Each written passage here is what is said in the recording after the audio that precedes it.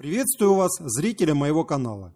История ЗИЛа-170 начинается в середине 60-х годов прошлого века.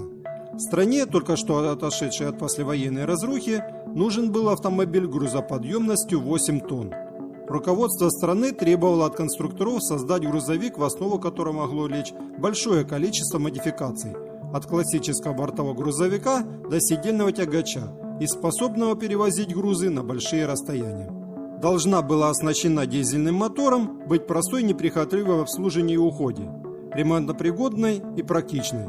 Задача поставленная, конструкторы приступили к работе над созданием грузовика. В процессе разработки решили учесть опыт зарубежных производителей. В качестве базы для создания будущего грузовика решили в 1967 году взять американский Интернациональ 220 серии. Руководил проектом главный конструктор ЗИЛа по грузовым автомобилям Анатолий Маврикиевич Кригер. В конструкции ЗИЛа-170 конструкторы применили много передовых на то время решений. Опрокидывающая кабина, которая должна сочетать в себе комфорт, новая тормозная система, многоступенчатая трансмиссия и многое другое. Первый образец опытного ЗИЛа-170 собрали уже в 1968 году. Специально для него в Мытищах и Минске сконструировали кузов. Кабина нового автомобиля получилась немного более прямоугольной, с изящным передком и со сдвоенными круглыми фарами.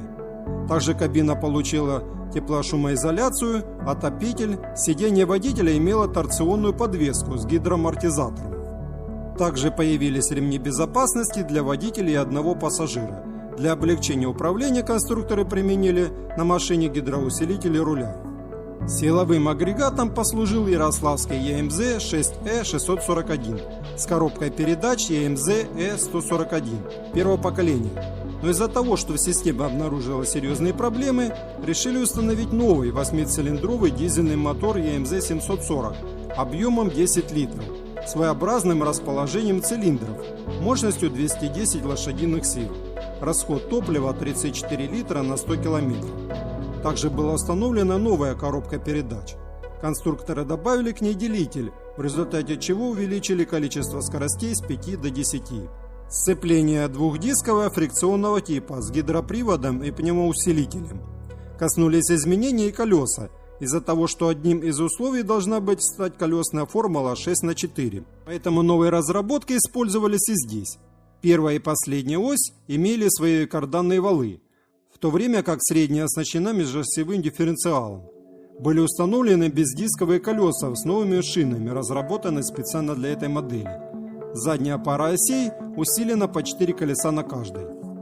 Общая длина грузовика составляла 7,5 метров, общая ширина 2,5 метров.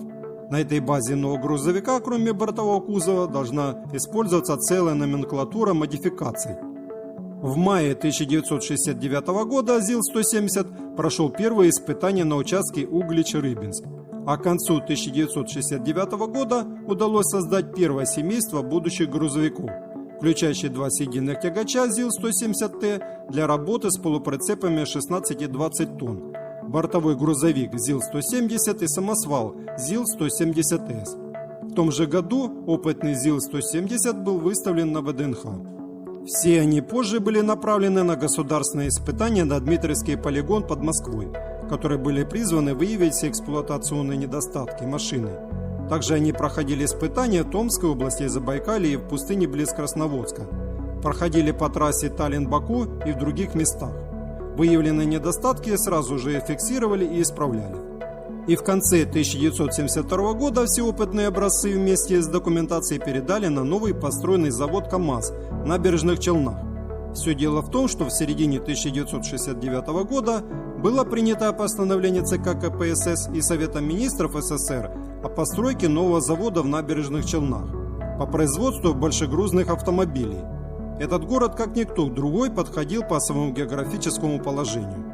В результате московский завод ЗИЛ возвращается к разработке и производству капотных вариантов, а ЗИЛ-170, но уже под именем КАМАЗ, стал выпускаться на заводе в Набережных Челнах. Первые КАМАЗы 5320 сошли с конвейера предприятия 16 февраля 1976 года. И хоть московский завод ЗИЛ и не стал собирать ЗИЛ-170, На этом предприятии были созданы и выпускались целый ряд не менее знаменитых и хороших грузовых машин, которые трудятся и по сей день. И если мой ролик вам понравился и был полезен, ставьте лайки. Также приветствуются ваши комментарии под видео. Желаю всего хорошего. Пока-пока.